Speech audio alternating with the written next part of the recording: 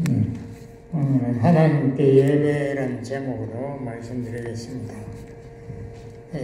왜 갑자기 예배 이야기를 하는가 하면은,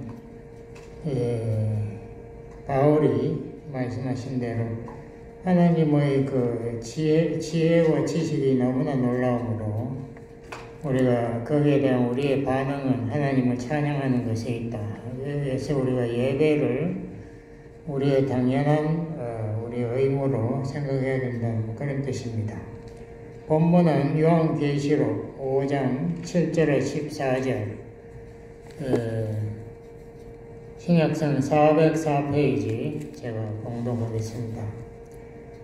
어린 양이 나와서 보좌에 앉으신 이의 오른손에서 책을 취하니라.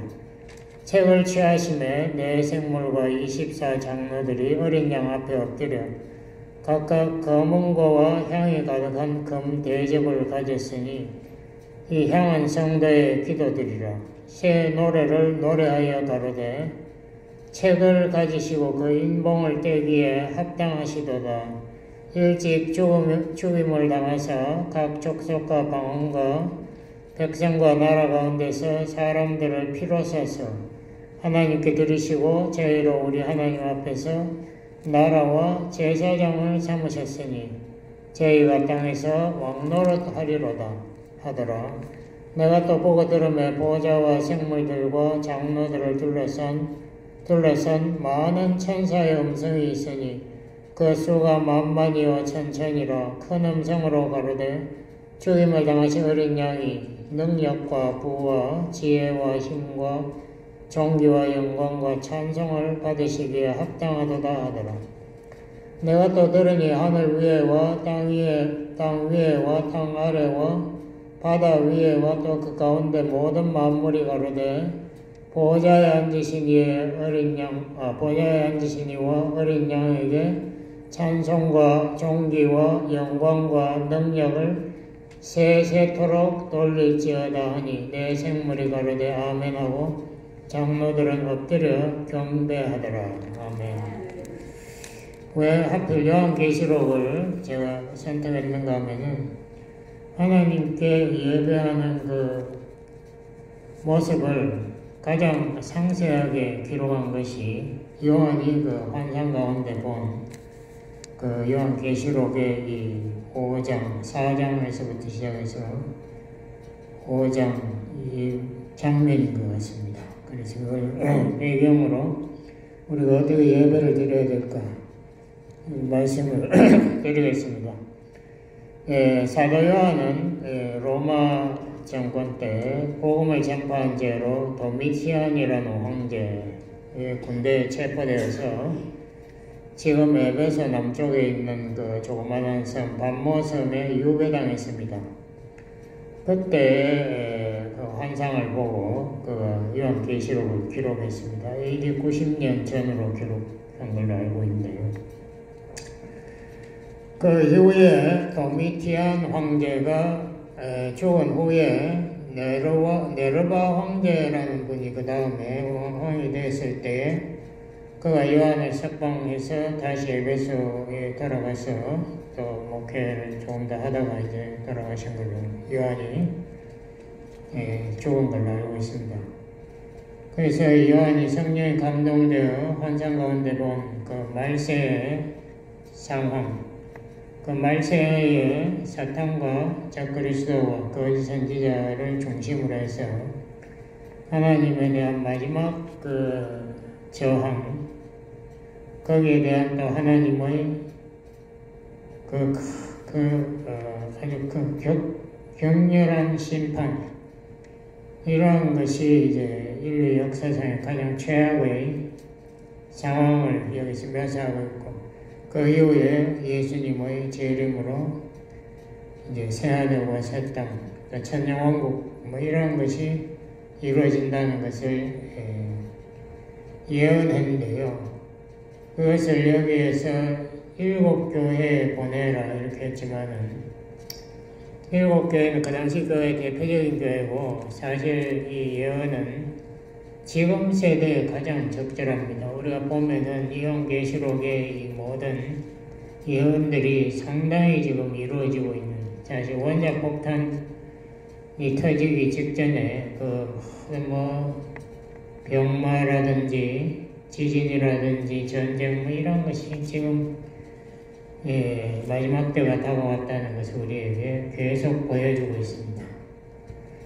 히브리 사람들은 우주관이 하늘이 3개가 있다고 믿었다고 제가 말씀드렸죠. 그게 성경에 나오지 않아요. 맞다고는 생각하지 않지만 하여튼 참고, 왜냐하면 이 성경을 쓴 사람들이 누가 빼놓고 거의 다 히브리 사람들이니까 이 사람들이 하늘이 3개가 있다는 그 히브리 사람들의 우주관을 가지고 있었어요. 그 첫째 하늘이 이 새가 날아다니고 구름이 있는 그 하늘, 그리고 둘째 하늘은 창세기 1장을 참고하면 공창이 바로 영어로만 스카이, 하늘이죠.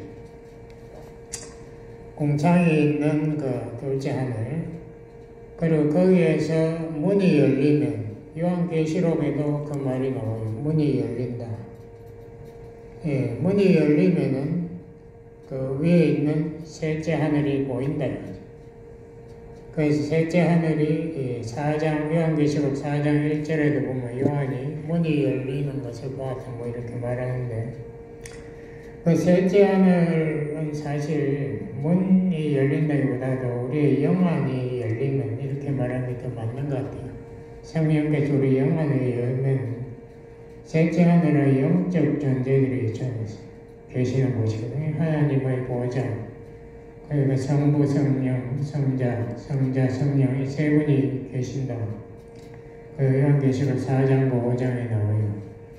그리고 천사들이 그 주위에 있고, 그리고 또 여기 보면은 내 생물과 24장로, 교회와 이스라엘의 옛날 교부들의 대표들 24장로 이런 분들이 있는 이 셋째 하늘, 그 셋째 하늘에 올라가서 사도 요한이 지금 보는 거예요. 거기 보면 예수님이 나와서 7인으로 봉한 그 심판을 예언한 책을 성부 하나님에게 받는다. 6장에 보면 그렇게 나오거든요. 그래서 인을 7개를 다 떼면은 거기 인이 뗄 때마다 마지막 때 예언이 나오고 거기 하나님 심판이 나오고 거기 이제 고난의 그 모든 사건들이 연속적으로 나오고 7째인을 뗄 때 7 나팔을 보는 선사들이 나와서 그 나팔을 볼 때마다 그 하나님 심판이 일어나는데 8장에 11장에 그걸 기록하고 있고, 그 다음에 또 7번째 나팔을 불면은 또 7 금접시를 가진 천사들이 나와서 그 하나님의 진노의 대접을 쏟아버린다. 그 16장에 이제 그래서 이것이 하나님 심판이 연속적으로 점점 강도를 올리면서 나온다. 이렇게 나온 것 같습니다. 그 요한계시록의 시간은 어떻게 영어로는 텐스가 어떻게 되나? 1장 19절을 보면은 네가 본 것을 무슨 예언하라고 본 것은 1장에 요한이 예수님의 하나님의 모습, 그러니까 태양같이 빛이 나는 그런 하나님의 모습을 봤거든요. 그걸 기록하고 본 것. 그리고 지금 상황, 그것은 아마 2장, 3장에서 그 초대교회 대표고 소아시아에 있는 7교회 이야기를 기록하고, 그리고 장차 될 일은 이제 4장 이후에 하늘 장면부터 시작해서 그 7인, 7나팔, 7대제국 심판, 그리고 마지막에 예수님 재림까지 그 모든 것을 예언하게 된다. 이렇게 되겠습니다. 그러면 우리가 여기에서 우리가 볼 수 있는 그 예배의 뜻은 무엇인가? 예배라는 거. 구약에 보면은, 구약의 히브리어 이런 잘 모르시는 샤카라는 말이 있습니다. 이것은 무릎을 꿇고 엎드리는 자세를 이야기합니다. 그러므로 하나님 앞에 절대적으로 복종 그리고 최고의 존경심을 표현하기 위해서 꿇어 엎드리는 자세, 이게 예배의 자세로서 가장 대표적으로 많이 나오는 말이고, 신약 요한계시록에도 이 4장 10절에 나오죠. 프라스코네오라는 이 헬라어는 또 거의 똑같은 이야기입니다. 영어는 fall down and kneel. 그러니까 무릎을 꿇고 엎드리는 자세, 똑같은 말이에요. 하나님 앞에 꿇어 엎드려서 존경을 표현한다. 우리말로 하면 숭배라는 말이 가장 적절한 것 같아요. 영어로는 adoration. 그 하나님을 존경하면서 또한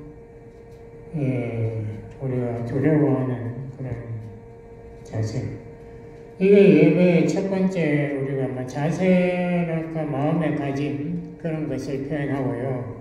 예배의 또 다른 중요한 뜻은 여호수아 24장 15절에 나오는데, 여호수아가 마지막 때 이스라엘 모아놓고 그랬죠. 오직 나와 내 집은 여호와를 섬기겠노라. 너희들은 누구를 섬길지 선택하는데 나는 여호와를 섬긴다는 이 말, 영어로 serve 혹은 minister라는 말이 예배라는 말과 동일합니다. 그러면 두 번째 예배의 뜻은 섬긴다는 그런 뜻도 있다는 거 우리가 알아야겠습니다. 제가 생각에 성경에서 가장 중요한 구절을 뽑아라. 그러면 몇 구절을 여러분 뽑으시겠죠? 그 중에 특별히 제가 생각하기에는 사도 바울이 말한 로마서 12장 1절 2절, 이게 성경에서 가장 중요한 구절 중에 하나가 아닌가 그렇게 생각하는데, 거기 보면 제가 그러므로 형제들아 내가 하나님의 모든 자비하심으로 너희를 권하노니, 그러니까 모든 자비하심의 스토리는 로마서 11장까지 1장부터 11장까지 이거 복음의 핵심, 그거를 바울이 다 이야기하고 나서 하나님이 우리가 자격 없고 심판의 대상, 하나님 앞에 설 수 없는 죄인, 전부 다 하나님의 영광에 들어갈 수 없는 죄인을 하나님께서 자기 아들을 희생함으로써 우리를 건져주시고 자녀 삼으셨다. 그 하나님의 한량없는 자비하심으로 우리를 권하노니 뭐 하라고 권하나? 너희 몸을 하나님이 기뻐하시는 거룩한 산 제사로 드리라. 이는 너희들을 영적 예배니라 라고 우리에게 권고하고 있습니다. 여기 몸이라는 것은 육신만 이야기하는 게 아니다라고 모든 학자들이 다 이야기해요. 몸은 특별히 육신을 지적했지만 그뿐만이 아니에요. 삶 전체를 하나님이 기뻐하시는 거룩한 산제사. 그러니까 구약의 제사는 전부 동물을 죽여가지고 혹은 그 피를 뿌리고 혹은 그 육신을 태우고 번제 그렇게 제사를 드렸는데, 신약에서는 이제 우리가 육신 자체도 우리가 거룩해 예수님을 십자가의 피로 씻어서 우리가 거룩해졌으니까 이제는 살아있는 제사, 이제 우리 육신을 하나님 앞에 죽일 필요가 없는 거예요. 죄값을 치렀으니까. 그러므로 하나님께 우리가 거룩하게 살아서 우리를 다시 죽이는 게 아니고 우리를 바치는 섬김의 예배, 섬김의 제사를 드리라. 이렇게 보통 해석합니다. 이것이 성경에서 아주 핵심적인 내용입니다. 우리 인간이 무엇을 해야 하나? 누가복음 9장 23절을 보면은 예수님이 말씀하시죠. 너희들이 나를 따라오려거든. 예수님을 따라간다는 이 말도 굉장히 중요한데요. 이 신약의 핵심적인 단어가 제자라는 것은 선생님을 닮으려고 따라가는 사람, 배우는 사람이 제자. 따라오려면은 너 자신을 부인하고 날마다 십자가를 지고 나를 따라오라. 예수님이 거기에서도 거의 똑같은 말이에요. 산제사들이라는 말이나 내 자신을 부인하고 이제는 하나님의 뜻을 위해서 헌신하라. 이게 제자다. 똑같은 말. 이게 바로 예배다. 이것이 너희의 드릴 영적 예배라. 이 말도 제가 잘 해석하려고 노력해 보겠습니다. 이 쉽지 않아요. 영적이라는 말, 한글 성경은 영적이라고 했는데 여기에 다른 번역으로 보면은 헬라어 자체부터가 로기코스라는 말이 헬라어 사전을 뒤져보면 스피리추얼, 영적이라는 뜻도 있지만 rational, 합리한, 당연한, 지성적으로 맞는 이런 뜻이 있는데 제가 조격처를 들어봤는데요. 이것을 영적으로 해석하는 것보다는 합리적이라는 말이 더 맞는 것 같다. 이렇게 해놨습니다. 제가 그걸 따라가고 싶어요. 왜냐하면 그러면 앞뒤가 문맥이 맞으니까.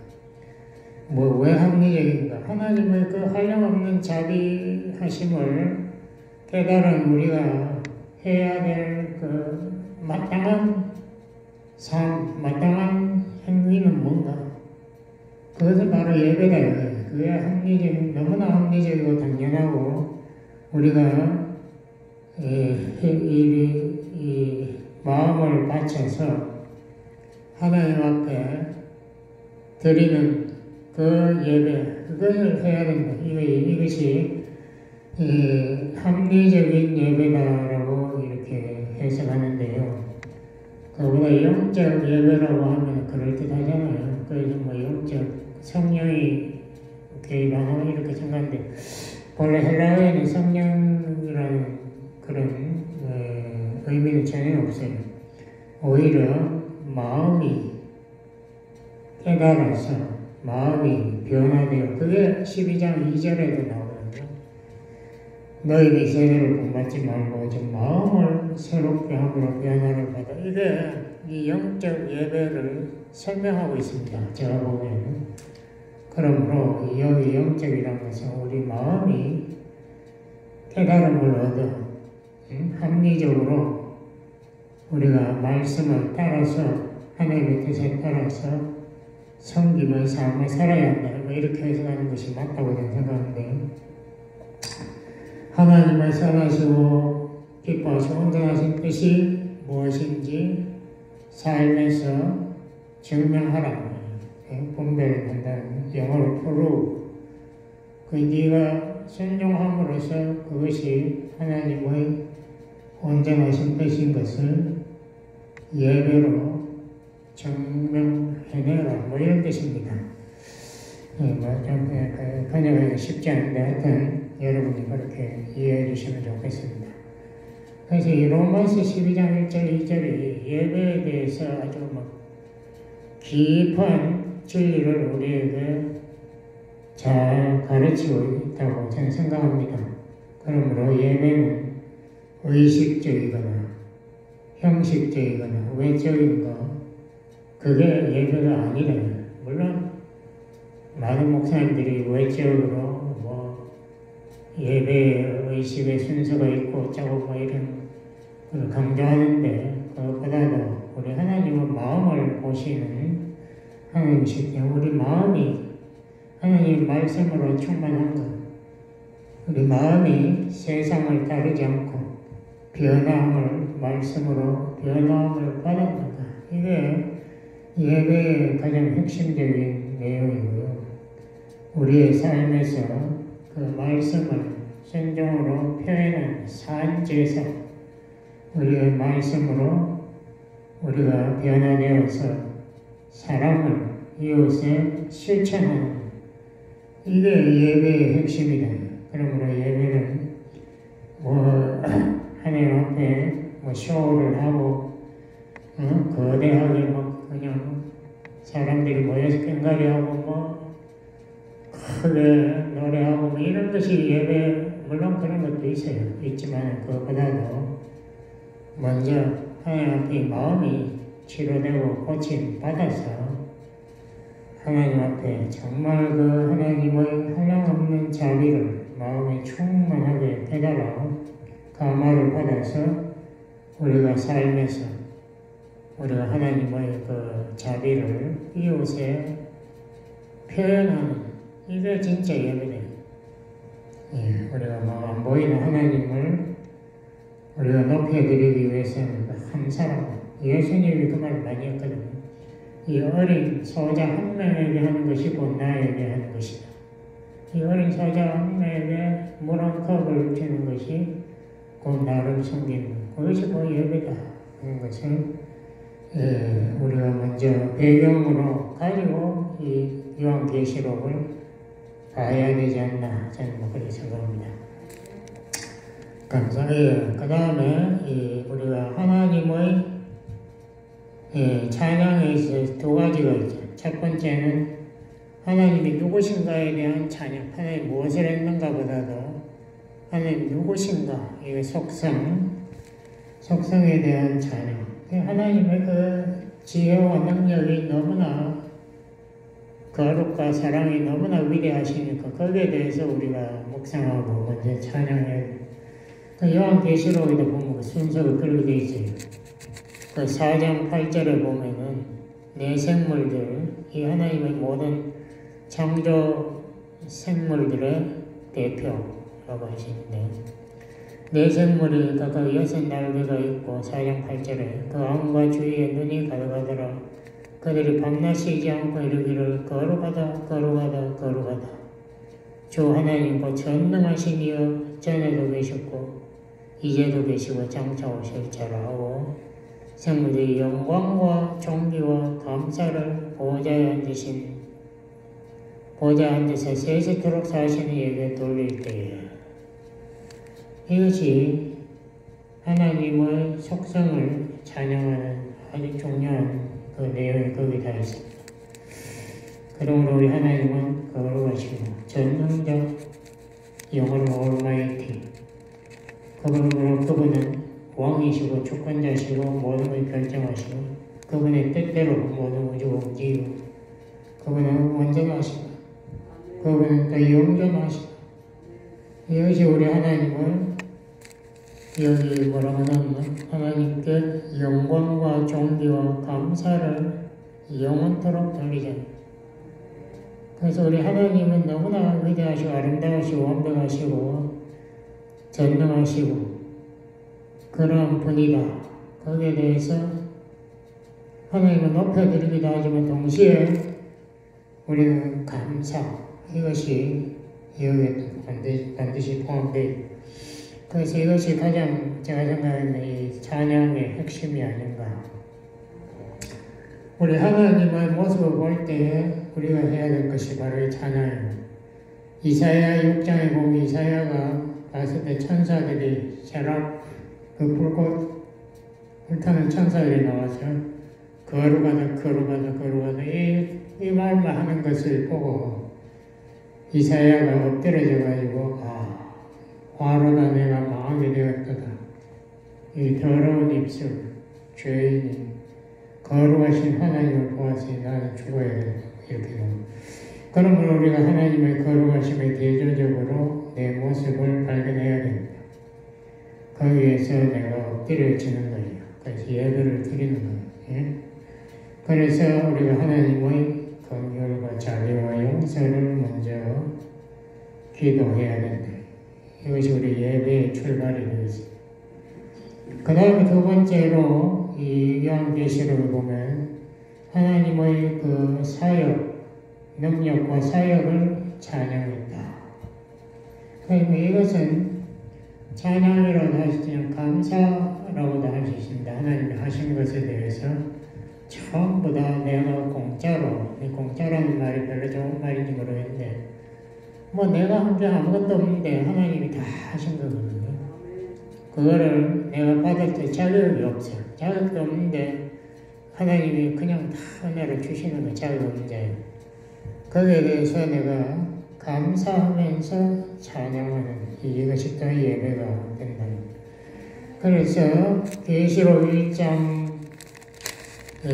처음부터 요한이 그 말을 합니다. 그래서 제가 잠깐 1장 4절부터 여기 제가 잠깐 읽어보겠습니다. 이제도 계시고 전에도 계시고 장차 오실 이와 그 보좌 앞에 7 영과 성령 더 충성된 증인으로 죽은 자들 가운데서 먼저 나시고 예수 땅의 임금들의 머리가 되신 예수 그리스도로 말미암아 은혜와 평강이 너에게 있기를 원하노라.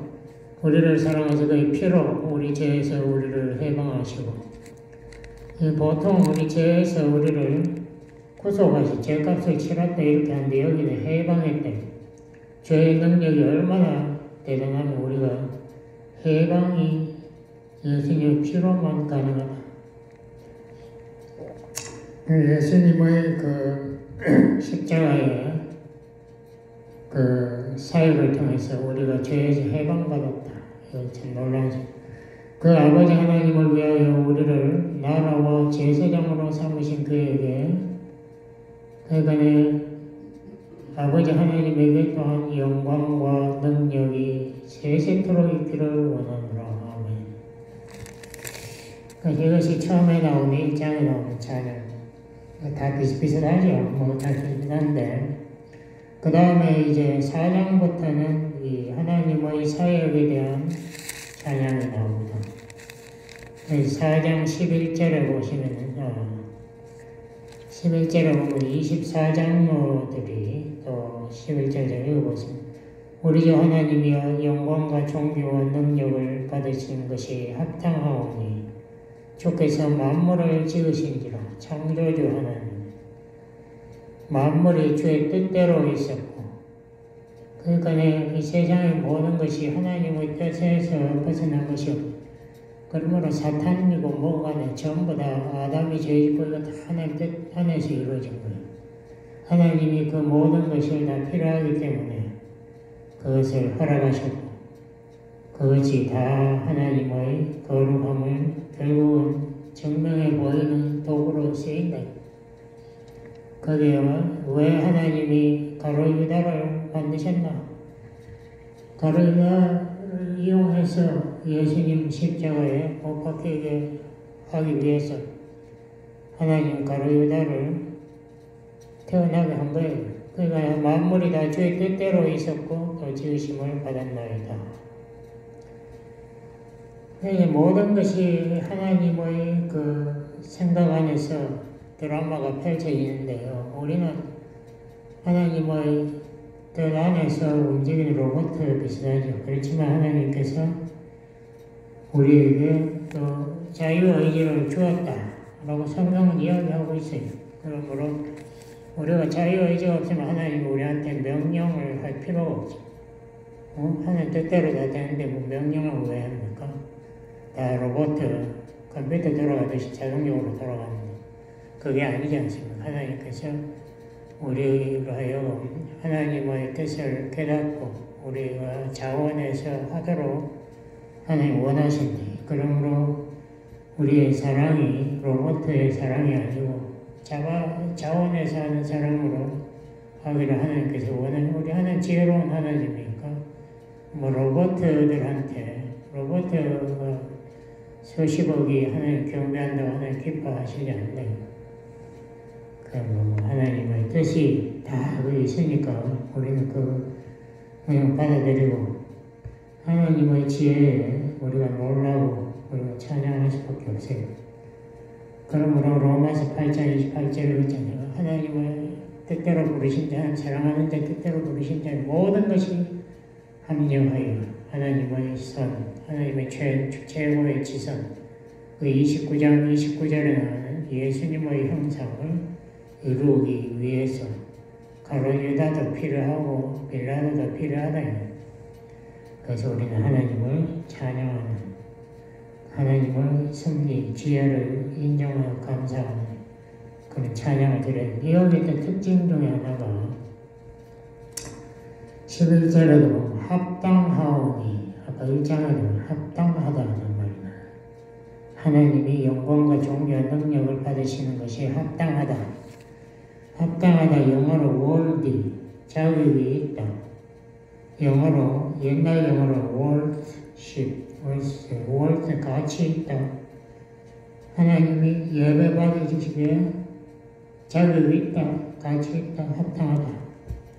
뭐 이런 뜻을 또 많이 여기 제가 5장 쭉 보니까 이 말이 계속 나와요.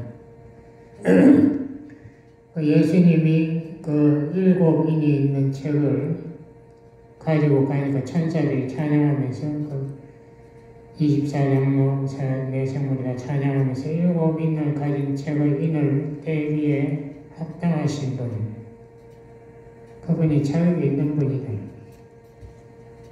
왜냐하면 그분이 각 족속을 다 피로 샀고 우리를 나라와 제사장 왕으로 삼으셨기 때문이다. 뭐 이런 이야기.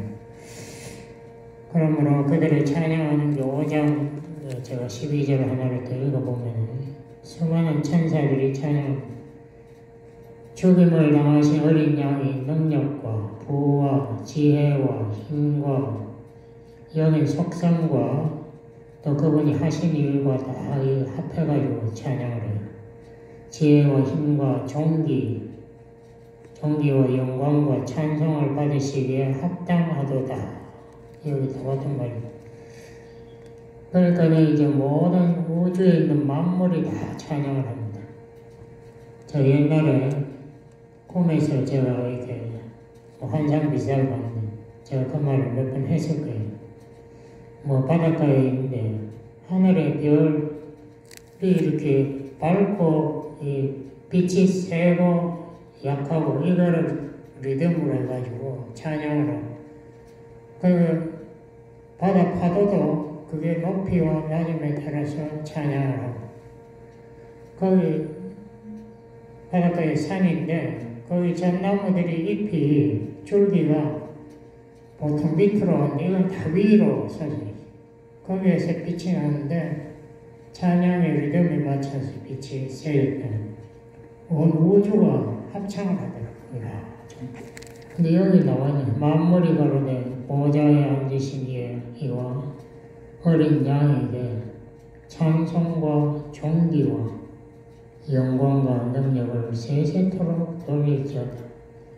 우리가 보기에는 별이 그냥 가만히 그냥 빛만 내고 있는 거지만 그게 아니다. 우주 전체가 하나님, 성부 하나님과 성자 예수님에게 세세토록 찬양할지어다. 정말 웅장하죠. 우주가 흔들리는. 우리 영안이 감겨가지고 잘 안 보이서 그렇지. 영안 떼이면은 정말 이 우주 전체가 합창하는 모습을 볼 때 우리가 얼마나 그 놀라운 장면이 나올지 모르겠어요.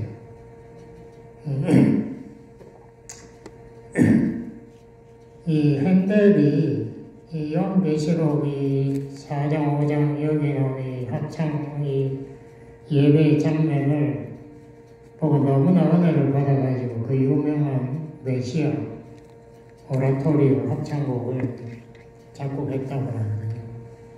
여기에 가사를 집어넣어가지고 은혜를 받았습니다. 자, 마지막으로 사도 바울의 이 찬양을 좀 우리가 그래서 시간이 더 나가는데 로마서 11장 33절에서 12장 아까 2절까지 제가 잠깐 읽어보겠습니다. 깊도다 하나님의 지혜와 지식을 부여하며 그의 판단은 측량치 못할 것이며 그의 길은 찾지 못할 것이로다. 누가 주의 마음을 알았느냐? 누가 그의 모사가 되었느냐? 그 하나님 앞에 누가 충고했느냐? 충고. 우리는 하나님이 이러한 하실 때 우리는 세상에 존재하는데 어떻게 누가 죽게 먼저 들어서 갚으심을 받겠느냐? 이 우주에 있는 이 태양, 이 공기, 물, 땅, 온갖 것을 누가 하나님께 먼저 바쳤느냐? 이 하나님이 우리에게 공짜로 다 준 거 아닙니까? 이는 만물이 주에게서 나고 주로 말미암고 그 주에게로 돌아갑니다. 영광이 그에게 세세 있으리로다. 아멘. 우리 하나님이 이렇게 엄청나게 하신 게 있어. 우리 인간은 결국 나중에 역사에 나타나가지고 우리는 모든 하나님의 그 은혜를 받기만 하는 우리는 의존자입니다. 이거 정말 중요해요.